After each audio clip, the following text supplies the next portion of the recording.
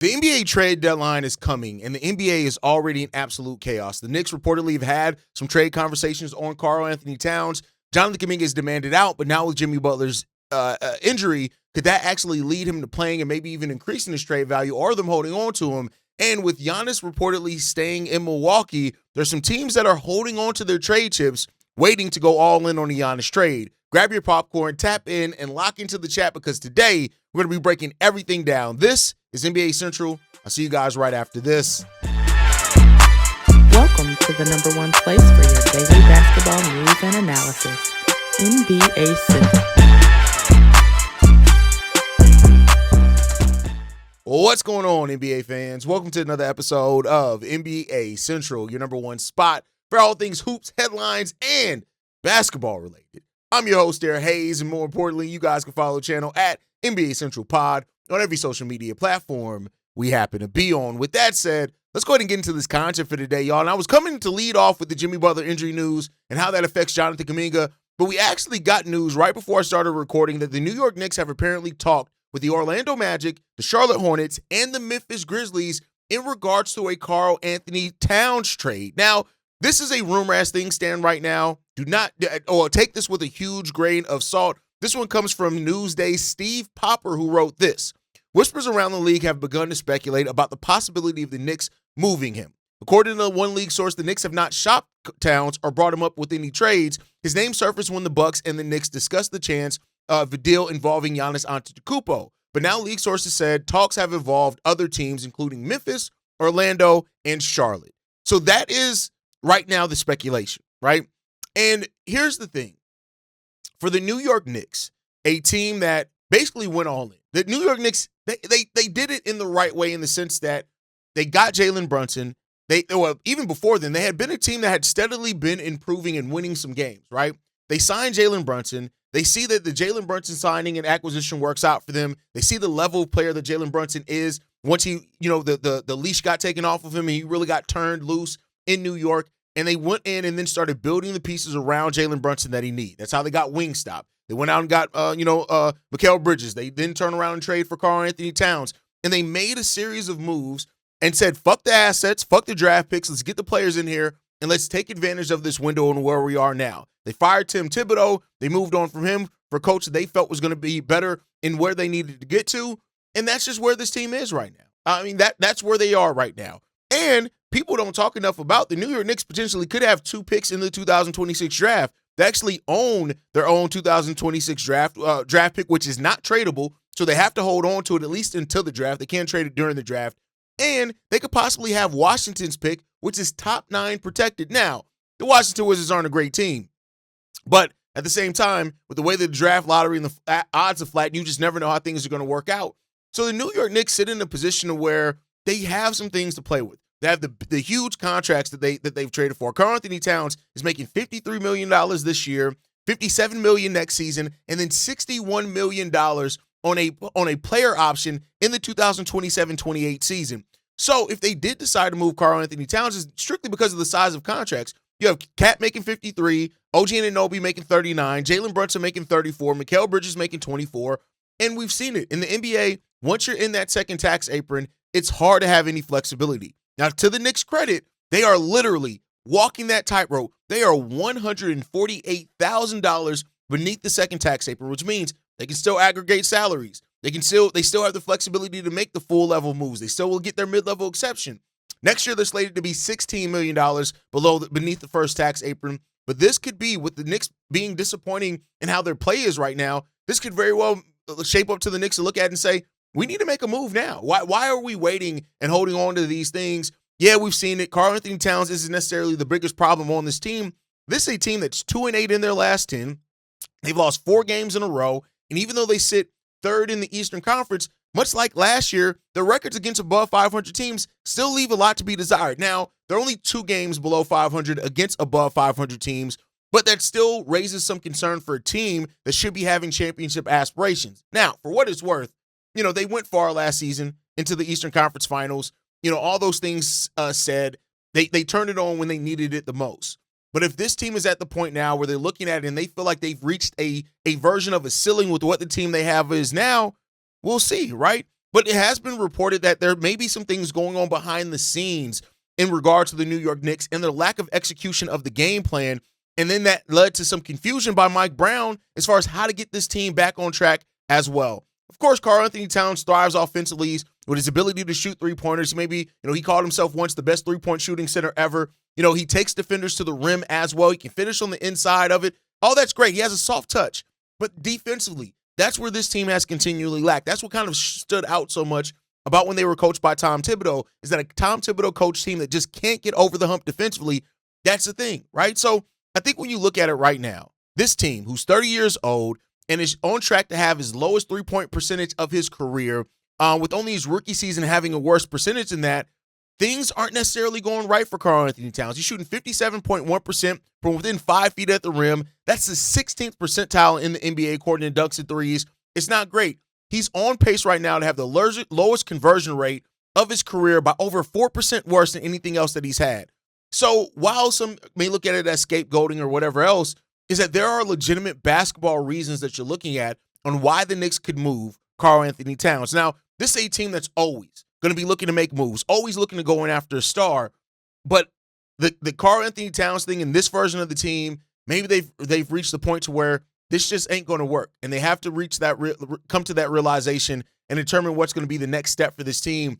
And we'll see. We'll see what happens here with this New York Knicks team. They are one of the teams that have been reported as well that are kind of waiting right now to see what happens with Giannis Antetokounmpo, which leads us to our second topic, right? According to Brian Windhorst, he says this: there are deals that are on hold and talk progressions on hold because teams still aren't 100% sure whether Giannis is going to be on the team the rest of the year.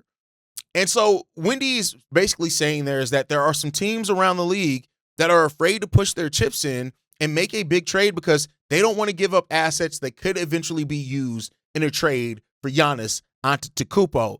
And that's what you have to ask for. Right now, we've heard that Giannis said he won't demand a trade. The Milwaukee Bucks aren't going to trade him unless he has a flat-out demand.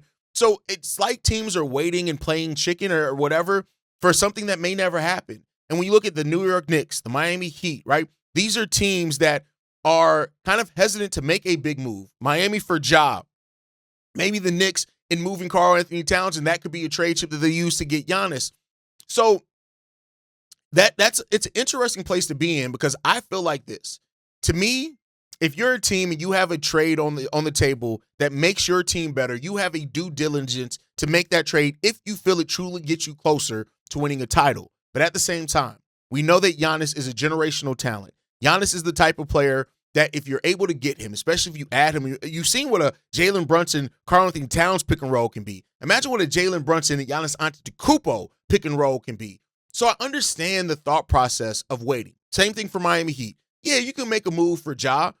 Depending on where the place the Memphis Grizzlies are with moving Ja, do they want to take expiring back? Are they willing to just, basically salary dump in a pick and then you hold on to maybe Tyler Hero to flip him for a Giannis trade later or whatever else it is? I understand the allure of it. But if we're getting to this place where teams are in a holding pattern at this trade deadline because of the possibility of Giannis, which, again, all signs, even though they should be looking to move on from Giannis, all signs are pointing to Giannis is probably staying with the Milwaukee Bucks. The Milwaukee Bucks are probably going to be buyers at the trade deadline, whether it's for Michael Porter Jr., whether it's for Zach LaVine, whatever else that they do there. They're going to be looking to acquire a player to help their run. So you can be looking at, hey, they may not even look to move him in the offseason. Maybe it's next year's trade deadline. Are you willing to delay progression of your team for 12 months, for a year or more, waiting for a possibility of Giannis Antetokounmpo? And, I could sit here on this side of the mic all day and say, don't wait, make a move right now. If it makes your team better, do all that. But at the same time, it's Giannis. It's Giannis Antetokounmpo. So it's hard not to understand teams if they feel like they have a legitimate shot at making. Now, the Milwaukee Bucks, like I said, are probably going to be buyers at the trade deadline rather than selling off Giannis Antetokounmpo. Keep in mind, even right now, they're only 5 games back of the 6th seed. They're out of the play-in as things are right now. So this team is definitely, I think, going to try to make a move to acquire, whether it's using Kyle Kuzma's contract or whatever else they have. They have 1 first-round pick that they can trade in trying to acquire a talent. How that ends up helping out with this Bucks team in the long run as far as getting them closer to Giannis feeling like he's competing for a title, I don't know. I don't have the answers to that. I don't know how the crystal ball is going to work on that one. But it just seems like teams are spinning their wheels and staying in the same spot, just waiting on a possibility and a chance to be able to trade for Giannis.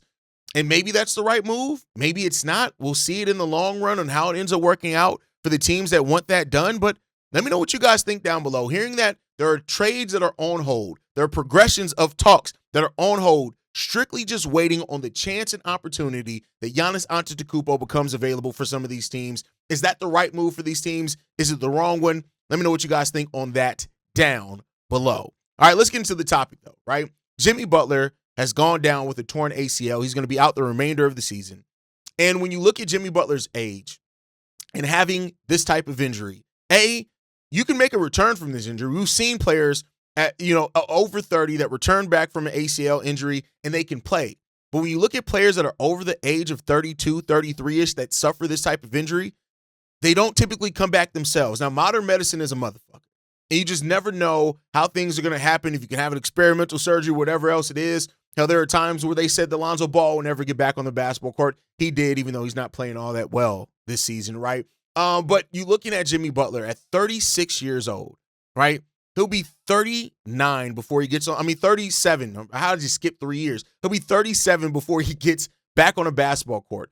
And this is a player that, for what it's worth, he's taken some steps back. You've seen the lateral movement from him start slowing down as he's gotten older. The on-ball defense isn't quite what it was early in his career, but he's still averaging over 20 points on 51% shooting from the field, 37% shooting from three, which, by the way, is one of the highest percentages of his NBA career. He's doing this in his mid-30s. So, regardless of the age, Jimmy Butler is still a player that's able to produce, right?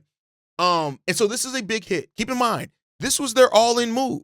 The Warriors trading for Jimmy Butler was their all-in move to try to build a team that can compete with Steph. Now, we already did hear, of course, they were looking to shop Jonathan Kuminga, looking to get a big, whatever else it is, to help them along that run. But this was their all-in move.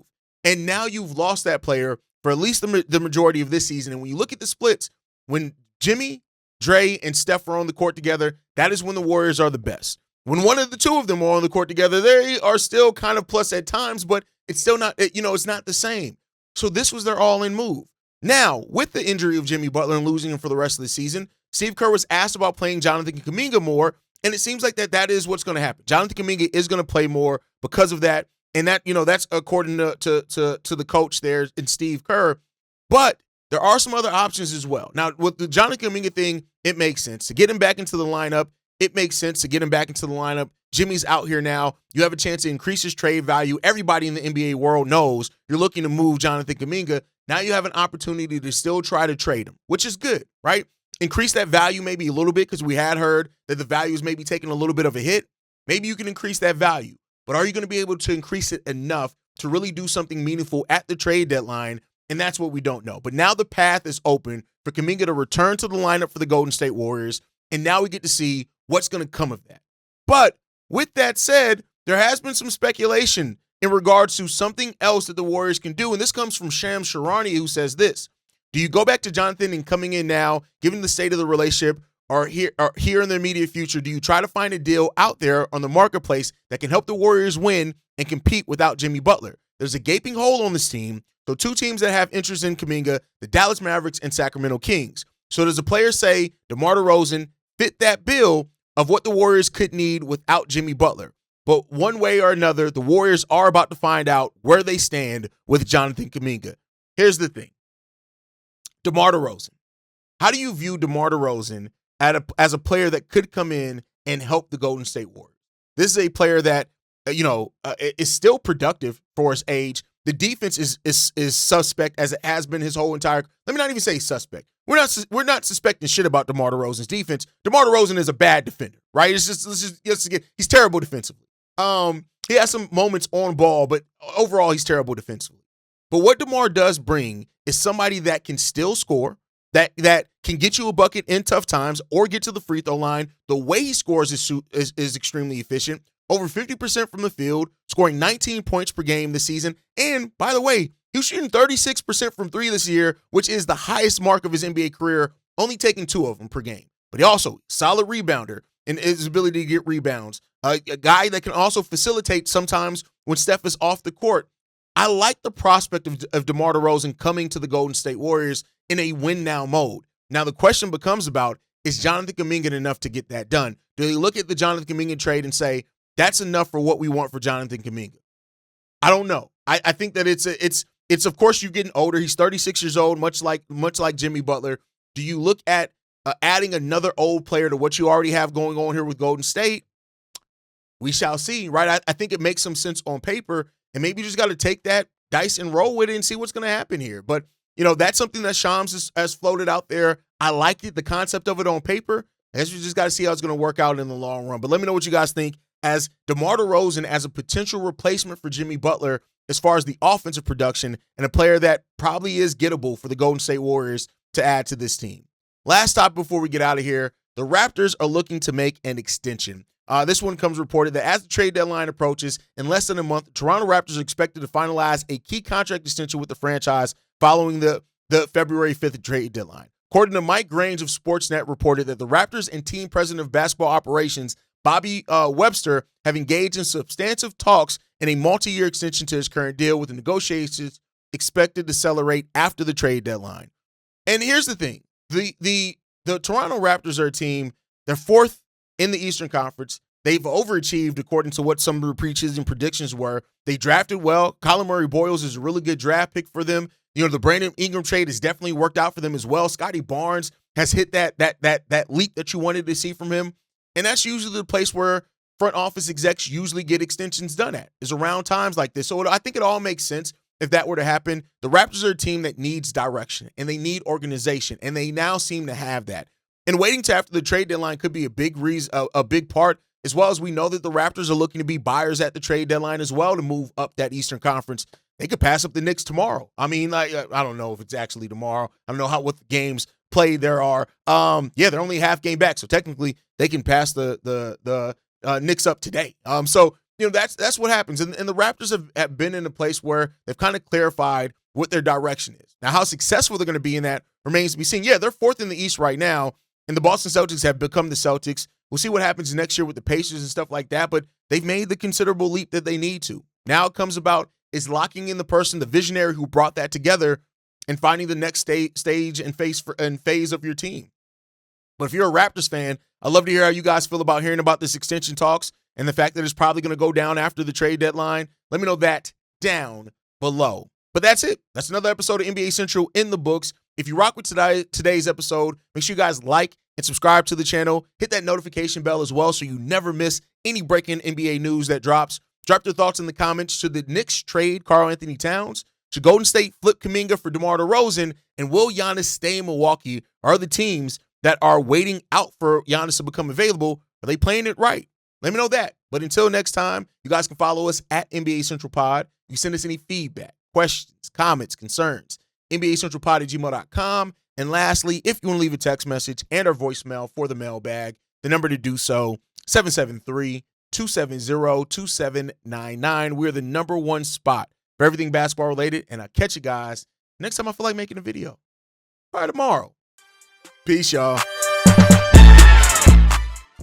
This has been a presentation of the Breaks Media.